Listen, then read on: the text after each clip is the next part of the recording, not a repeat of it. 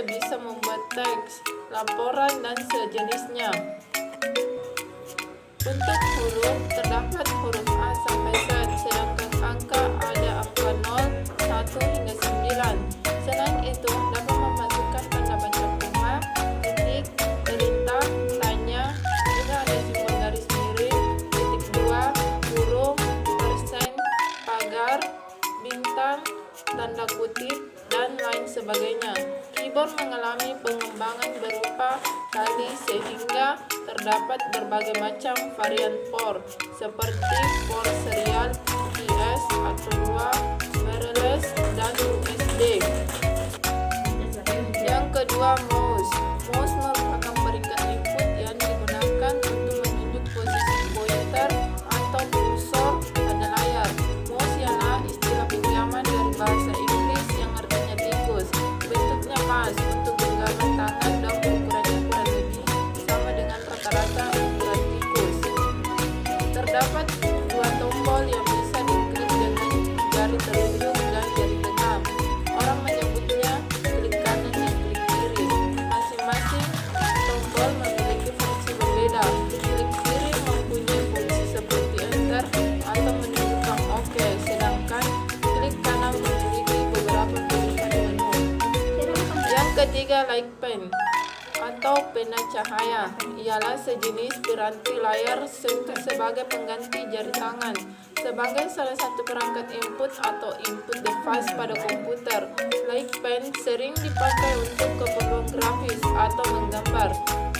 Bentuknya sangat portable seperti pulpen dan bisa mengeluarkan sensor cahaya saat ujung pena digoreskan pada layar monitor. Jika jadi, kita dapat menulis maupun menggambar dengan mudah. Layar monitor mampu merekam baris per detik sebanyak 6 sinyal elektronik. Yang keempat, touchpad. Touchpad merupakan perangkat input yang bekerja layaknya mouse, yaitu sebagai penunjuk pointer atau kursor.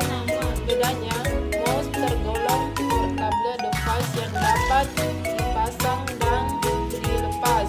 Kalau touchpad biasanya terdapat pada laptop atau netbook yang sudah terpasang permanen. Cara menggunakannya hanya dengan menggerakkan jari pada permukaan touchpad. Yang kelima, scanner. Scanner memiliki fungsi untuk menampilkan atau mengcopy teks atau gambar melalui layar monitor dan dapat disimpan berupa file. Hasil kopiannya sangat mirip, mulai dari warna dan bentuk. Untuk ukuran bisa diedit sesuai dengan kebutuhan. Mesin scanner sampai sekarang fungsinya bisa merangkap sebagai mesin fotokopi dan printer. Ketiga tugas penting dalam percetakan ini dapat ditemukan dalam satu alat. Yang keenam, joystick.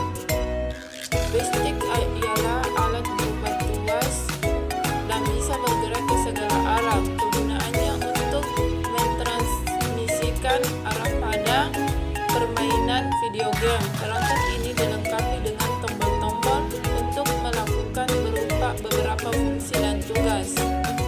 Ketujuh, trackball. Trackball merupakan benda kecil bulat yang dapat digerakkan ke atas dan ke bawah. Benda ini terdapat pada mouse, biasanya terletak di tengah atas. Fungsinya untuk menggerakkan layar secara vertikal, naik atau turun. Trackball memudahkan pengguna dalam menggeser atau memindahkan halaman. Nah, tadi pengertian input dan beserta contoh-contohnya. Baiklah, saya akan menjelaskan pengertian output dan contoh-contohnya.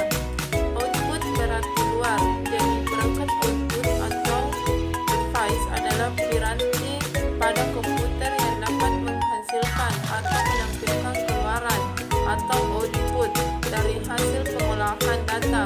Data diolah oleh komputer lalu dikeluarkan berupa produk. Alat yang mampu menghasilkan produk dari olahan data komputer inilah yang disebut perangkat output. Produk itu bisa berupa suara, video, cetakan atau hard copy, teks, gambar, foto, dan sebagainya.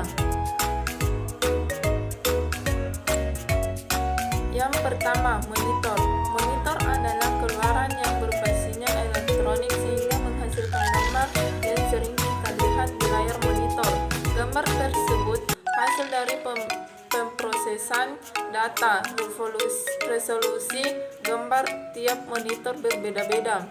Resolusi mempengaruhi ketajaman gambar. Semakin besar resolusinya, maka akan semakin bagus gambarnya. Ukuran monitor pun berbeda, seperti televisi yang memiliki bermacam ukuran. Perangkat satu ini merupakan ragam soft copy device dengan bentuk flat atau layar datar, layar cembung.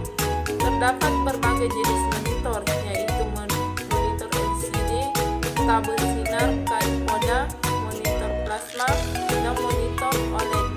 Monitor LCD merupakan media penampil yang memakai kristal cair. Kedua, printer. Perangkat keras printer berfungsi untuk mencetak data dari komputer, baik berupa teks maupun gambar atau foto. Cetakan dari printer berbentuk hard copy yang dicetak di atas kertas.